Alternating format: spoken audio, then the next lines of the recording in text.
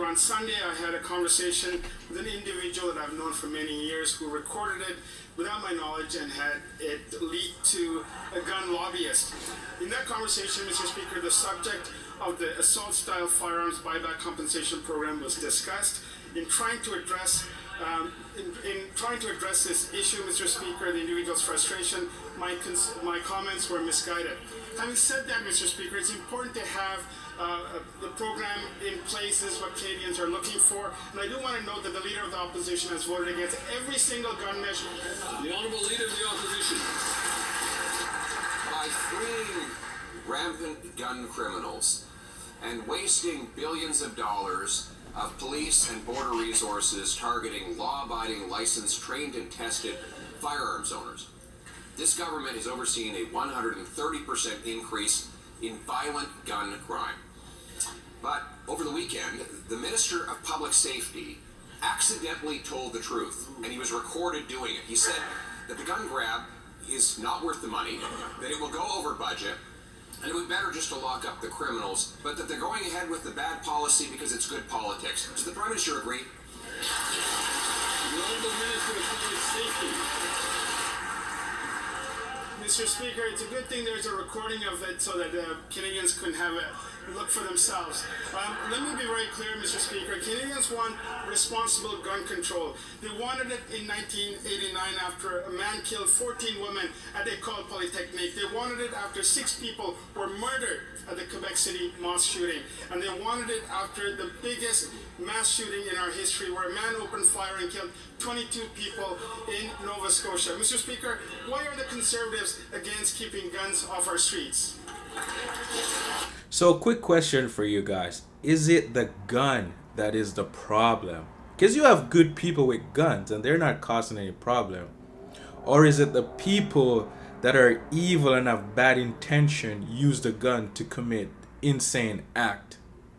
Is it a gun problem or is it a people problem? I want to know. Let me know. The Honourable Leader of the Opposition. Mr. Speaker, the Minister said that his gun grab won't work, that it will go over budget, and that it would be better to lock up criminals, as Conservatives have been suggesting, but that they're going ahead with the gun grab anyway because the Prime Minister wants to pursue electoral politics. Electoral politics, Mr. Speaker. When a mother is hit with a stray bullet, or a police officer is murdered by a firearm, or a bullet flies into a child's bedroom as part of an extortion case, we don't have time for politics. So why is this minister caught on tape playing politics with guns? The Honourable Minister of Public Safety. Mr. Speaker, in order to have a real conversation about crime, we need to have a real conversation about guns. Canadians want responsible gun control, Mr. Speaker. They wanted it in 1989 after a man killed 14 women at École Polytechnique. They wanted it after 6 people were murdered at the Quebec City mosque shooting, and they wanted it after the biggest mass shooting in our history where a man opened fire and killed 22 people in Nova Scotia. Mr. Speaker, why are the Conservatives against keeping guns off our streets, and why has this Leader of the Opposition voted against every single gun control measure that he has been in Parliament for? It's kind of funny. I find Canadian politics kind of just funny. It's just ridiculous, right? Because they're blaming guns. Let's say, people start using cars to kill people. Run people over, run into business. They get their kitchen knives and start killing people. They're getting scissors and just start using it against people. Is it the car the problem? Is it the scissors the problem? Is it the knife the problem? So, what's happening here? I'm just confused, right? I'm not confused. But they're trying to make you confused. They want you to go into your thoughts, your imagination. And once they put you in there, all hell broke loose. Because now you're thinking. And thinking is the problem. The Honourable Leader of the Opposition. That minister did have a real conversation about guns. Unfortunately for him, he was caught on tape. Caught on tape, admitting that the gun grab is a waste of money. Caught on tape, admitting it would go over budget. Caught on tape, admitting it would be better just to lock up the gun criminals who are actually doing the crime. Amazing. Why is it that liberals only tell the truth when they don't think anyone is listening. Voluntary. How is this not? You say that the program is voluntary, but after the amnesty ends, the people are not in compliance with the law. So how is this truly voluntary? So Canadians starting in Cape Breton today will be able to enroll in the program, be able to get compensated if they were to turn their firearm in, or they will be able to get compensation if they deactivate and confirm that it's deactivated with a certificate. So it is strictly voluntary. Nobody is being forced to undertake the buyback program. Well, the expectation is that they will comply, and the order in council, as you know, is being extended from this October to October of 2026. So there is... That's kind of crazy. You know, we're expecting you to comply, but if you don't comply, we're giving you a year to figure that out, okay? A one-year window. Our expectations is that law-abiding citizens will abide by the law. Law-abiding citizens. So they're going after law-abiding citizen guns. Do you understand what's happening here?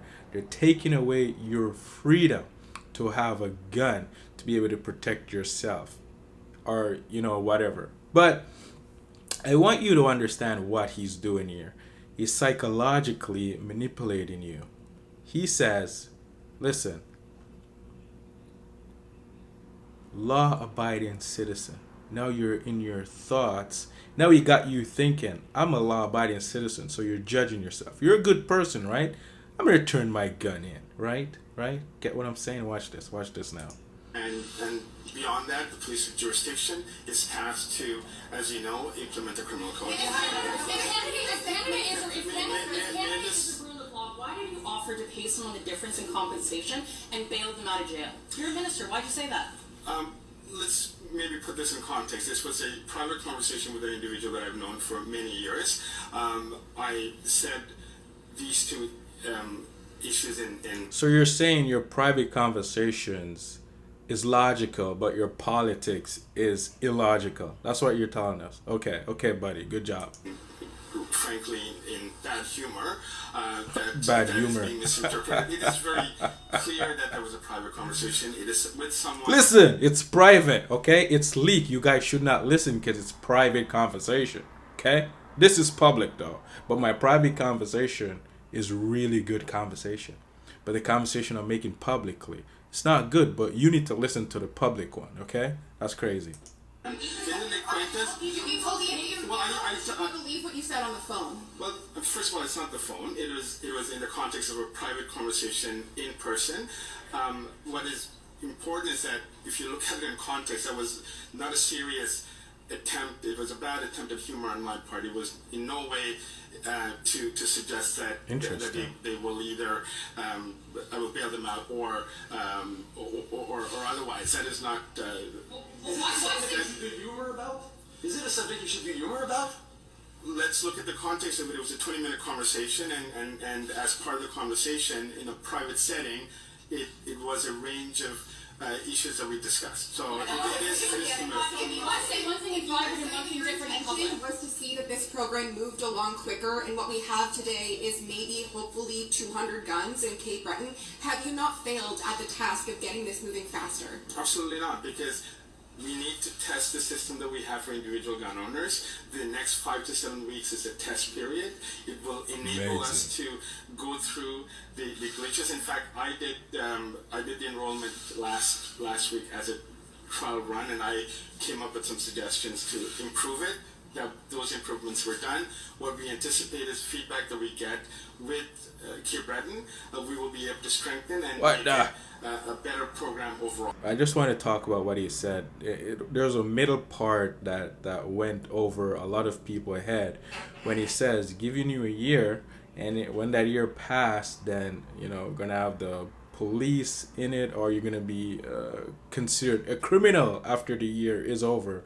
So not only did he paint you as a law-abiding citizen so you can judge yourself and feel good about yourself and turning your guns in, he's taking away from the truth, because now you're in your imagination, you're thinking, you're in your thoughts, and it takes you away from seeing the truth.